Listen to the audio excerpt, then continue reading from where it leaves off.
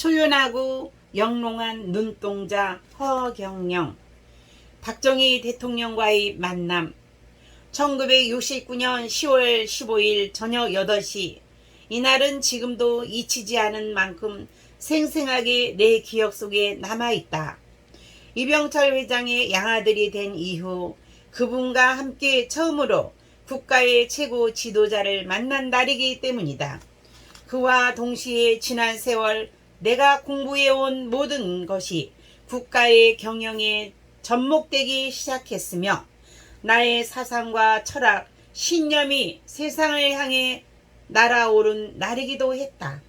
내가 양아버지와 함께 현관으로 들어서자 박정희 대통령께서 방에서 몇 발자국 걸어 나와 우리를 맞았다. 인사를 나눈 후 양아버지는 나를 만나 양아들로 삼게 된 경위, 나의 자문으로 기업 경영에 많은 도움을 받고 있다는 이야기 등으로 박정희 대통령에게 나를 소개했다. 제가 이 아이를 처음 만난 날은 집사람과 함께 외출한 일이 있어서 기사에게 차를 대기시키도록 하고 차를 막 타려고 할 때였습니다. 그때 열린 대문 안으로 이 아이가 황급히 오는 것이 아닙니까? 자신은 고학생인데 신발을 다 팔아서 공부하러 갈 수 있다고, 공부할 수 있는 시간을 좀 달라고 하더군요.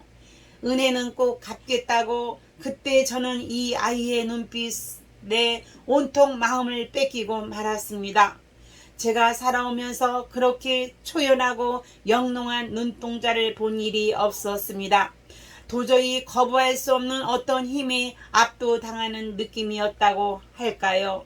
양아버지는 말을 계속 이어갔다. 더구나 함께 있으면서 대화를 해보니 유, 불, 기독교와 주역을 통달한 이 아이의 지혜는 막힘이 없었습니다. 천문지리와 천지조화의 원리를 깨뜨리고 있으며 미래를 내다보는 뛰어난 해안은 한 번도 틀린 적이 없었고 국내나 국제 정세에도 국내 제일이라고 보시면 됩니다. 저는 이 아이의 말을 듣고 회사의 노조 문제를 해결하기도 했고 여러 가지 제도를 고쳐 좋은 성과를 거두기도 했습니다. 이 아이는 장알밭을 운전한 뒤에 아스팔트를 운전하는 사람처럼 어려서부터 고생을 많이 했음에도 불구하고 전혀 어두운 그늘이 없고 마치 인생을 다 깨달은 사람처럼 초연하고 표정이 밝습니다. 저는 이 아이만 보면 얼마나 마음이 든든한지 모르겠습니다. 그런데 요즘 각하에 고뇌하시는 모습을 보면서 제 자식놈을 소개해야겠다고 생각했습니다. 양아버지 말에 고개를 끄덕이시며 놀란 표정으로 듣고 있던 대통령이 물었다. 이 아이가 국제 정세까지도 잘한다고 하셨습니까? 예, 각하. 이 아이에게 직접 한국의 주변 정세에 대해 한번 물어보십시오. 대통령 비선 정책 보좌관역이 되다. 대통령이 나를 향해 말을 시작했다. 자네 부친인 이 회장을 말을 듣고 보니 신뢰가 가는군. 나는 요즘 국내외적으로 많은 어려움에 처해 있네. 야당과 미국 등에서 인권을 내세워 나를 어떻게 해보려고 하네. 가난한 국민을 위해 마음 놓고 일해보려고 해도 나를 데려가려는 사람이 너무 많아서 언제까지 목표를 세워야 일을 해야 할지 때로는 걱정이 된다네. 그래서 국가 대사를 위해 오늘 자네와 함께 허심탄회하게 한번 대화를 해보기로 했네. 국민 개개인이 가난에서 해방되는 것이 곧 인권 보장이요 민주주의에 가능해지는 첫걸음인데 경제는 내팽개치고 미국식 민주주의만 따라가면 제일이라는 야당의 주장을 보면 참으로 나라 장래가 걱정이야. 한국식 민주주의로 나라와 경제가 부강해지다 보면 중산층이 생기고 중산층이 많이 생기면 교육 수준이 높아지고 민주주의는 자연스럽게 이루어지는 것이지 미국 민주주의를 말로만 배울 수 있는 것이 아니며 경제 성장 없이는 얻을 수 없는 것이 아니겠는가. 야당 정치인들이 서구식 민주주의를 부르짖고 있지만 그것은 정권을 잡기 위해 하나의 구호일 뿐이지. 그들의 정권을 잡으면 서구식 민주주의를 할 수 있을 것 같은가? 결국 부정과 부패가 나라를 절단내고 말겠지. 우리에겐 한국식 민주주의가 필요한 거야. 선 경제 건설 후 민주주의가 나의 소신이네. 허군 자네는 이러한 나의 생각을 어떻게 생각하나? 각하께서는 수많은 가난의 경험과 조직관리의 경험과 대인관계의 실제 경험자로서 저에게는 스승입니다. 그러나 저는 천부적인 천의 지혜로 몇 말씀 드리겠습니다. 각하가 훗날 비록 독재자라고 비난을 받더라도 경제발전 하나는 강력하게 추진해 이 땅에서 가난을 뿌리 뽑고 중산층을 늘리고 교육 수준을 높여야 합니다. 계리단계 천하리 구명응구 만세명이라는 말이 있습니다. 이익을 구하려면 모든 사람에게 돌아가는 사업을 하고 이름을 얻으려면 만세의 남을 이름을 구하라는 말입니다.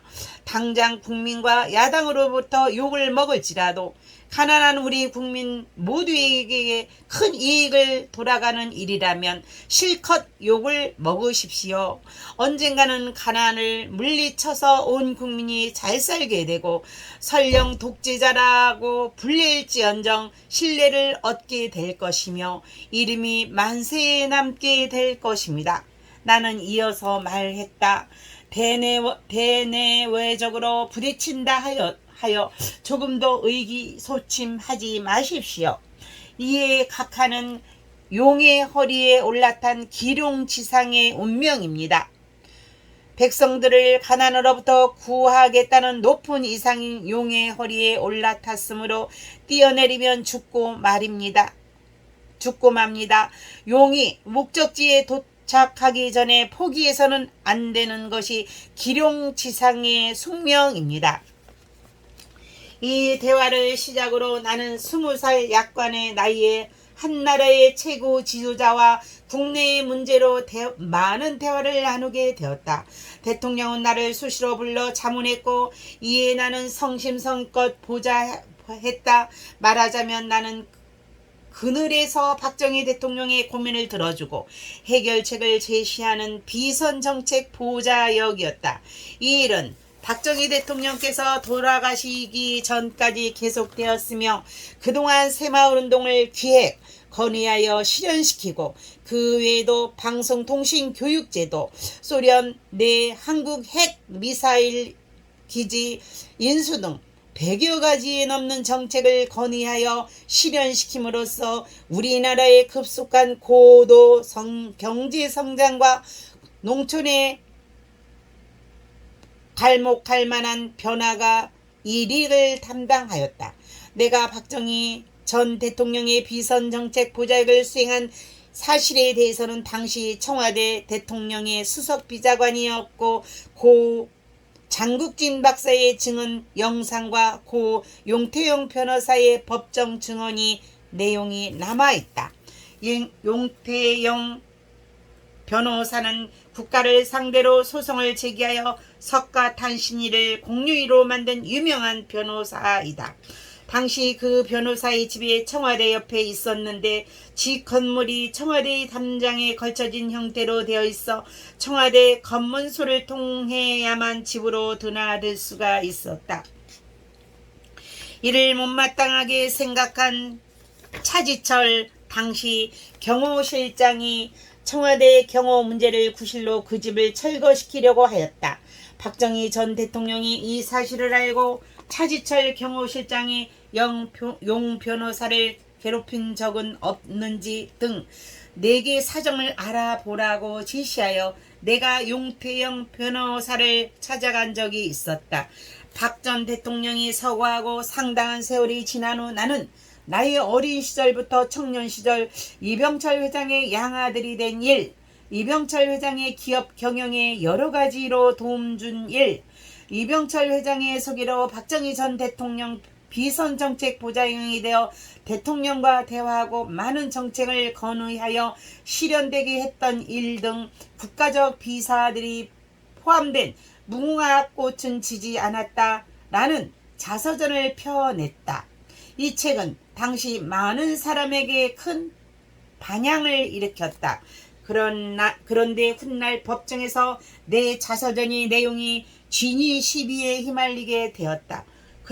어떻게 그렇게 젊은 나이에 박정희 전 대통령의 비선정책 보좌역을 할 수 있었느냐는 것이었다. 이때 용태영 변호사가 자진하여 법정에 나와서 자신의 집 문제로 청와대에서 심부름을 나왔던 청년에 대해 말하면서 그 청년이 허경영이 맞고 그 청년이 차지철 경호실장보다 더 대통령의 신임을 받고 있었던 것 같다고 말한 것이 바로 그 법정 증언 내용이었다.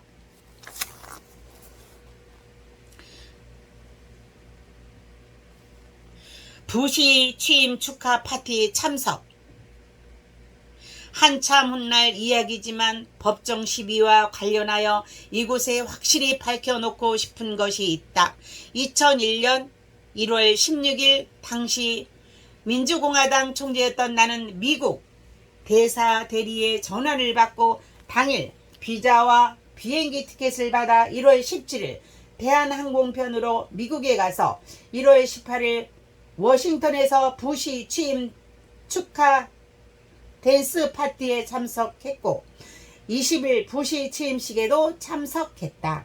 취임 축하 파티는 세 곳에서 개최되었는데 그 중에서도 유니언 스테이션에서 열린 촛불 만찬은 전 세계 유명인사 250명만 초청되는 A급 파티로 우리나라 정치인으로서는 유일하게 허경영 내가 초청받았다. 여기에는 부시 대통령 내외와 체니 부통령 내외도 참석했다. 당시도 그랬지만 지금도 우리 국민 중에는 이 사실을 의아하게 생각할 사람이 있을 것이다. 내가 박정희 전 대통령 비선 정책 보좌역을 했다는 사실을 우리 국민은 대부분 모르고 있지만 미국 정보 당국은 이미 잘 알고 있는 사실이며 내가 엄청난 두뇌의 소유자라는 것도 알고 있다. 당시 부시 대통령 측에서는 북한핵을 어떻게 다루어야 하는지에 대해 내 의견을 물었고 나는 미국이 하려는 CVP 방식에 대해 그것은 북한으로서는 받아들이기 어려운 것이므로 FVID 방식으로 해야 성과를 거둘 수 있다고 조언했다. CVP란 커뮤니티 비틀리 약자로 북한의 핵을 완벽하게 검증 가능하게 영구히 되돌릴 수 없게 미국이 직접 제거하는 방식이고 FVID란 약자로 북한 핵을 충분히 검증 가능하게 되돌릴 수 없게 북한이 직접 해체하게 하는 방식이다. 이처럼 내가 부시 취임 파티에 참석했던 것은 엄연한 사실이다. 그런데 법정에서 검찰 측은 내가 조지 부시 대통령 취임 축하 파티 참석했다고 한 것을 거짓말이라고 주장했다. 내가 부시로부터 초청받은 적도 없고 파티에 간 적도 없다는 것이 검찰 공소장의 요지였다. 우리 측에서 증거로 제출한 부시와 내가 나란히 찍은 사진은 합성이라는 것이었다. 물론 부시와 찍은 사진은 편집한 사진이었다. 그러나 그것은 내가 편집한 것이 아니라 미국의 한인 방송사에서 내가 부시 대통령 취임식 전날 축하 파티에 참석한 사실을 방송하기 위해 편집한 것이었다. 참석 여부를 확인할 수 있는 다른 많은 사진과 증거물을 제출했음에도 불구하고 편집된 사진 한 장만 증거로 채택하여 나는 천하의 허풍쟁이요 거짓말쟁이가 될 상황에 놓이게 되었다. 그 당시 나는 종로에서 국회의원 선거에 출마하려고 했다. 허경영 신드롬이라는 말이 있을 정도로 내가 인기 절정이었던 것이었다. 내가 구속되자 부시의 오랜 친구이고 주 영안모자 회장이었던 백성학 경인방송 이사회 의장이 나를 위해 증언에 나섰다. 백성한 영암모자 회장은 내가 부시의 초청을 받아 비행기를 타고 가던 날 내 옆자리에 앉았던 사람으로 나와 함께 취임 축하 파티에 초청받아 내가 참석한 것을 직접 본 사람이었다. 백성학 영암모자 회장의 증언 내용은 신동아 2008년 8월로 법원 증언에 나와 있다. 당시 법정에서 나를 위해 증언을 해준 분들에게 이 지면을 빌려 진심으로 감사